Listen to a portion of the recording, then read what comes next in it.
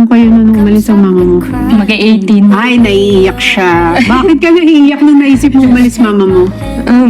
Bago po umalis si mama nun, Oh.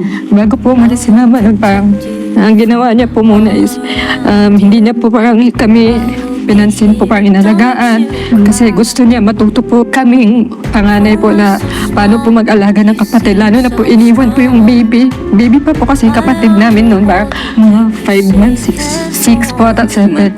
Tapos nung napansin na po ni mama na alam na po namin mag-alaga ng mga kapatid namin, doon na po siya pinursigi na mag-abroad na po talaga at umalis po. Hindi ko din po kasi maisip na mawawalay po pala si mama sa amin. Doon din po nagsimula na parang naisip namin na broken na po.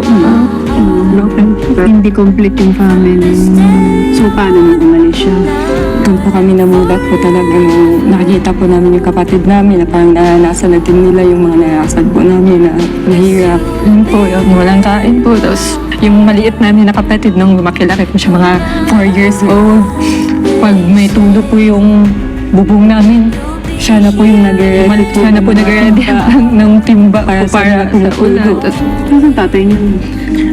Nandun po, siya din po yung naging tumayo din po kahit po ganun po si Papa. Mabait naman po siya sa amin. Sinisikap naman niya talaga po na magkapera ulit para may pangkain, baon sa school po.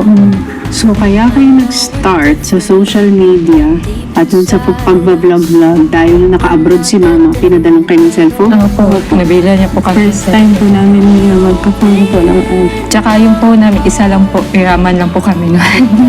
Ilang taon na OFW si mama?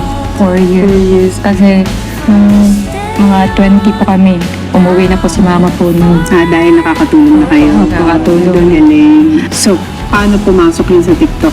Ako po kasi yung unang nag-TikTok po talaga pang my day lang po, pang post. Tapos, may time po nag-TikTok po kami Dalawa po kami. Tapos, nagka 10k views po muna ata kami. Natuwa po kami. Kaya po yun.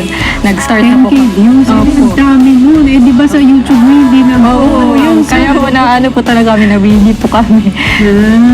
Tapos, niluloy-tuloy nyo na. Opo, doon na nagsimula po. Gumawa po kami na kahit anong content po like sayaw, POV, mga drama-drama po, acting-actingan po na ganun po ginagawa namin lahat po. As in, ginawa po namin lahat ng mga Pwedeng gawin po. pwedeng gawin. Grabe yung sa TikTok, 22 million followers. Na-discover po kami sa TikTok po Opo. talaga.